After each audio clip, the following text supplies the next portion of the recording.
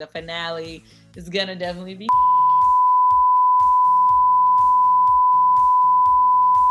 All right, guys, so I know you all have been watching The Real Housewives of Atlanta and cannot wait for the finale like myself, right? But Kandi is going to drop some spoilers on what's going to happen between LaToya and Kenya. So stay tuned because you don't want to miss it. What's up, guys? Welcome to an envious edition of Celebrity Mixer, and I'm your host, Alexus Renée. Today's special guest will be some of the cast from the new Lifetime movie, Envy, which includes Serayah, Kandi Burruss, and Clifton Powell. Now we're going to talk all things Envy, so make sure you turn on your post notifications because you want to stay up to date for all these amazing interviews like this one. But if you stay right here, you'll stay mixed in. So thank you so much for joining me today. I really appreciate it. Now, Clifton, the last time we sat down and talked, we actually did a phoner for the movie you were starring in, Sinners Wanted. So thank you so much for coming back to talk to me today. So my very first question is actually for all of you guys. How important was it for you to tell the story of Envy, and what part of your character did you relate to the most? I was super, super excited to be a part of, TD Jake's, production. And me and my mom have grown up on TD Jakes. And so I think that this was like a big thing for me and my mom with my family. But as far as my character, I think that for Keisha, it was very interesting, and it was cool because I got to play a character for the first time on screen that was very layered and had a lot of complicated things going on inside of her all the time. And so I think I just pulled from like family members and things that have happened, to me regarding family in the past. And it was easy for me to kind of, look at the script and then break down each situation and make sure that I'm connecting in those moments. But that's pretty much how I got through playing Keisha. It was very important to me to be a part of this film. I mean, like I said earlier, I just felt like I was just super excited to be a part of this cast, being a part of Bishop T.D. Jake's film.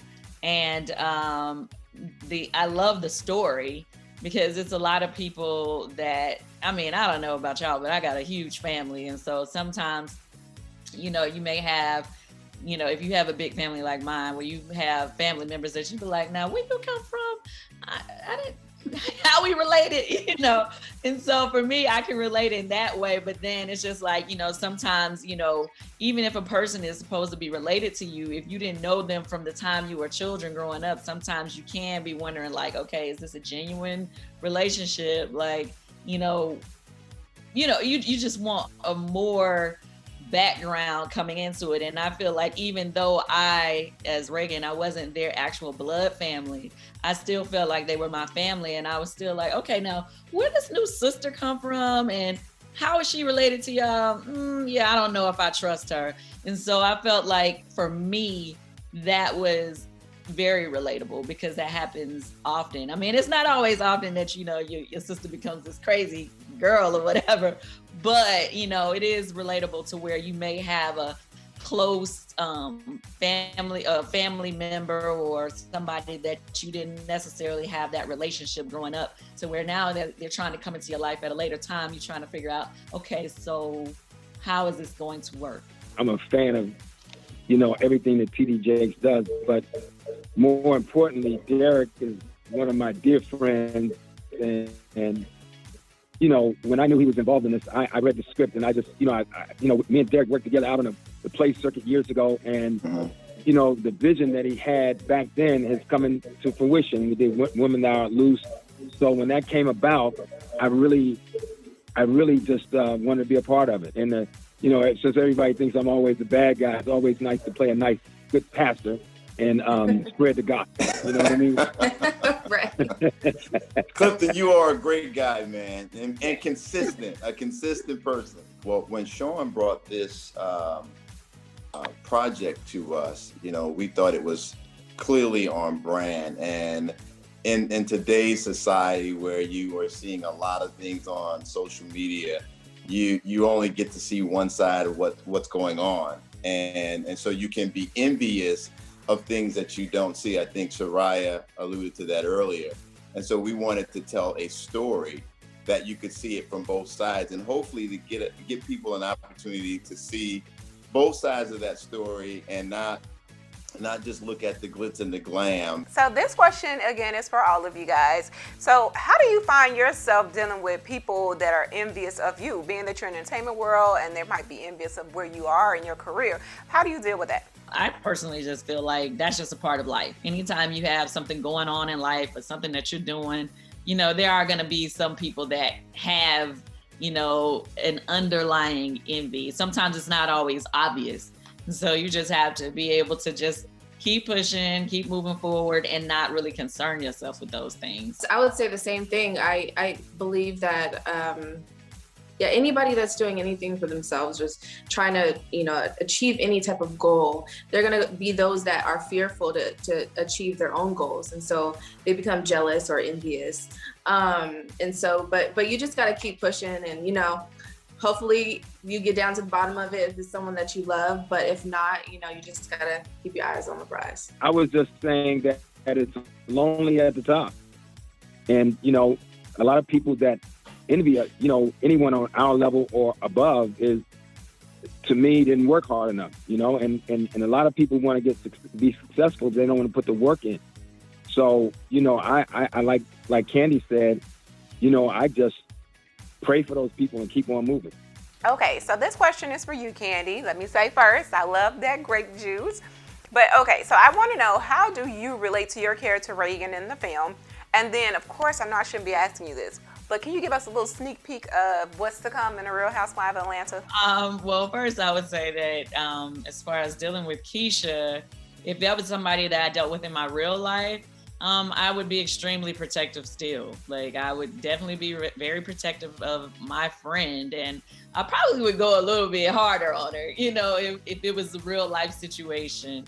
And, at the same time, maybe I probably would have done more to try to get her some help, because right off from the beginning, when I saw that she was, telling little stories or faking things, I probably would have called her out from the jump saying, hey, you don't even have to fake it. We're here to help you. We want to, bring you in to, be a part of your family and reconnect you guys. You don't have to fake it for us. But, instead of doing that in the movie, I just kind of watched and sat back and waited to see what she was really going to do until it all played out. But, I feel like I definitely would have been protective. As far as the season of RHOA, I mean, we have, even more episodes, obviously, that's coming. The finale is gonna definitely be crazy. And I don't want to tell you too much, but I guess it's more of the Drew dynamic with, some of her back and forth with LaToya and Kenya. That's really gonna be a lot. All right, so back to you beautiful ladies, Serayah and Kandi. So my question is, I know you have a lot of amazing people in your life. So what did you take from them to help cultivate your own life in the entertainment world? There are definitely a lot of people who I've looked up to throughout my life and career, but some of those people that I would say that things that I took from them were definitely their work ethic, going forward, never, stopping and not allowing yourself to be boxed in one lane. So, a lot of times, when you see artists come into the business as just music artists, it's like typically, you just know them for music. But for me, it's been a thing where I just, I don't believe in staying in one lane, whether it's me, being in songwriting or being an artist or, being an actress or being a businesswoman. I feel like all of those things, everything that I ever wanted to do can all live within me. One of the people that I look up to is Queen Latifah, and she's definitely been a person who's done so many different things in life and in her career, and the longevity came with that. And for me, that's what I've always wanted, to have longevity in my career. And at this point, I'm well over 25 years into the 25 years into the business. So, I definitely feel like I was able to pull that from watching, people like her. I would say the same thing for me. I look up to Kandi. So I was, talking to her, when we weren't filming, and I'm still supposed to meet up with you. We got to still hang out. Oh, I know. Sure. We both have crazy schedules, but I just take the jewels as they fall. And for me, it is about like learning the work ethic and seeing the different moves that the people I look up to are doing, and knowing, like you said, I want a long career. I want longevity. And so for me, it's about just looking at how, they structured their careers and doing that same thing for me in my own way. But I think the best way to not be envious of that is to know that you can acquire the same things. There's no envy in knowing that you can do the same thing. I think if a person feels like they can't, or they can't obtain something, that's when they get envious, because that's the only thing left. So for me, it's just about knowing that I can, and knowing what I want to do, and taking those jewels, if you will, like from the people that I look up to. For me, Kandi, she's a really amazing businesswoman, apart from all of the entertainment. Oh my gosh. She was telling me things that she was doing. I'm like, yes. Because I want to be a super investor as well, into property and things like that. And then people like, I would have to say Rihanna. She's obviously done the whole beauty thing and took it to a way crazy extreme, into where she's solidified and has her flowers in that department in the beauty world. And I think people like that are able to, like Kandi was saying, do everything, but do everything with so much class and grace and like good quality. That's what I look up to. Okay, so my last question is for all of you guys. How does it feel to have been blessed to be working through COVID? Filming in COVID was extraordinary because there's so many different procedures and process that we needed to put in place to make sure that our principals and our actors and our crew were all well protected. And I have to say that Swirl Film, who was our productive services company, they did an amazing job of communicating that. We had every 72 hours, we were testing, making sure that our actors and that the crew and everyone was there. And, really God blessed us in the Envy film that we went through that without any hiccups. Everyone was negative and stayed healthy. On our other film, we had some snags, but we were able to work through them as we went along. And so, to be able to work in this environment and all of the procedures and things that are in place is quite a task. But you also have to have a crew and a cast that is willing to work through that as well. That's why I keep saying I'm so grateful to the cast that we had, because we didn't have any attitudes. People had to go out there where they had to drive 45 minutes sometimes on off days to take tests, and no one at least complaining out loud. And so I'm grateful to them for that. I would say that when I booked Envy, I was super happy because this is the first job I've done since we wrapped Empire, which was the previous year. So I was like, oh, thank you, Jesus. Like a blessing from the sky has come upon me, and it's Envy and it's TD Jakes. I'm like, yes. But also filming during, COVID it's super, it's annoying.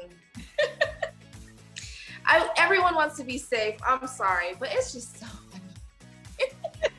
Because you have to, keep putting it on, and I would forget, I'm like reading my lines, oh, they're calling you to I'm like ready for the scene and I still have on my thing.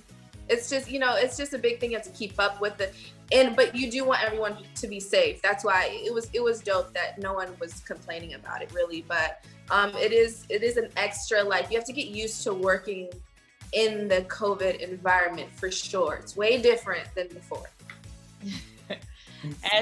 As for me, I was really happy to continue to work, with everything that's happening and how everybody had to be shut down. Yeah.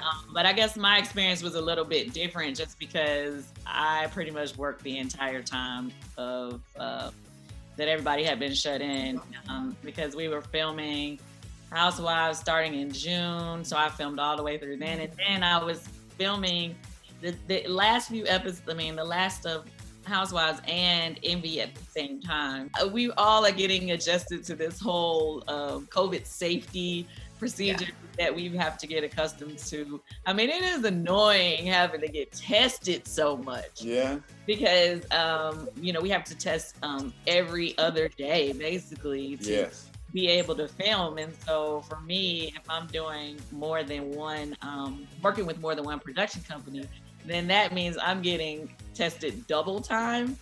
So it just kind of, I agree with Serayah. It gets a little annoying. But other than that, I know everybody wants to be safe, so. Yeah. So thank you so much for answering all my questions. I had a great time talking to you guys today. I'm so glad you all stayed safe during COVID, and I can't wait to see even more of you on the big screen. All right, guys, so I hope you enjoyed our coverage of the new Lifetime movie, Envy, with the cast, Serayah, Kandi Burruss, and Clifton Powell. Don't forget, it premieres April 17th on Lifetime Network. Of course, you can stay up to date with more interviews like this one by going to CelebrityMixer.com. That's Mixer with the Y. We would love if you would like, comment, and subscribe to this video. I'm your girl, Alexus Renee. You've just been mixed in.